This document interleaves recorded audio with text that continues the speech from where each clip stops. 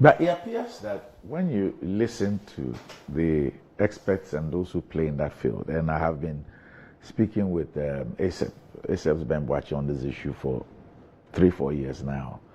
Incidentally, he's around somewhere here. I'll speak with him on this issue as well. There are also concerns about how ECG manages. Yeah, that is the other end. That is the other end. Yes. You see, ECG, and as the chairman of the Parliamentary Committee on Public Administration and State Interest, I stated this at Kwawu. The way we appoint our boards, the way we appoint chief executives, we have no respect for competence as a people. We have no respect for competence. People are put on boards because of party loyalty. Look, let me give you the example in Namibia. In Namibia, before you become a director on any state institution, you write an exam and pass a competence exam. Yes. So there is a list, a pool. There's a pool of Namibians who have written and passed the exam that governments can then pick from. Look. You want it replicated here? Absolutely. Okay. Let me tell you. Look, let me tell you, it's part of the challenge we face. And I stated it before His Excellency the President. Yeah. And to be fair to His Excellency the President, when I finished, he got up, he shook my hands. Some bitter truths must be told. Yeah. The way we are. You mean President Akufo-Addo? Akufo-Addo, yes. He shook your hands? Yes, in Kwawu. And he's implemented it? Well, this was about a month ago. Okay. So let's see. Okay. We choose wrong people to manage state enterprises. The boards are worse, and especially those that are companies. Even in Apetishi, selling Apetishi, alcoholic drinks, for 7 years, GIHOC distilleries have made losses every year.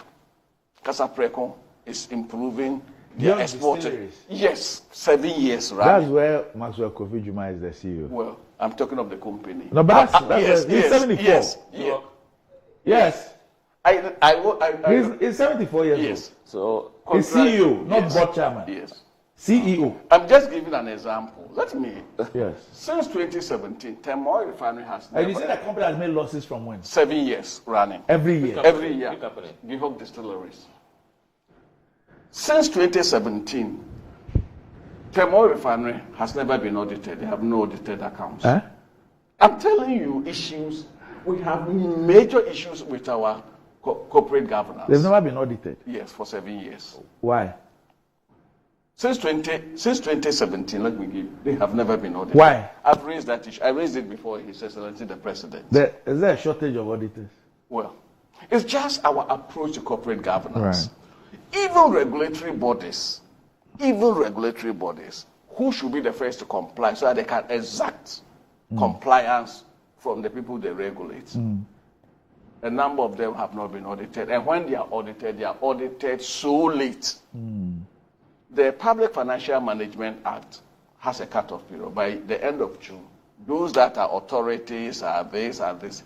Those that are companies, under Act 992, Section 126, 128, by the end of Q1, which is the end of March, the audited account should be ready. Hardly do we do that. So our approach to corporate governance, we, as a people, the political patronage takes precedence over competency, takes prominence over proper corporate governance.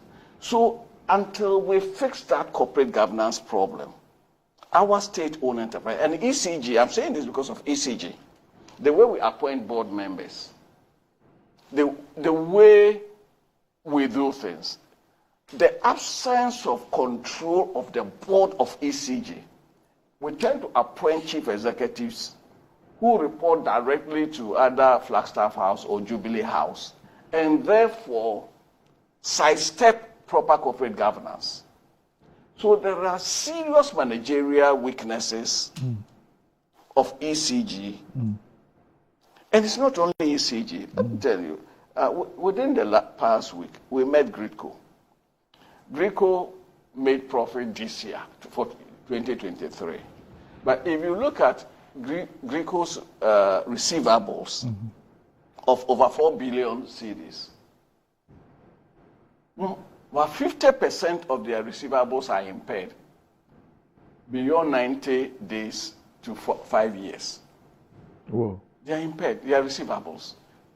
So on the books, you've made profit, but they are in a terrible cash flow situation.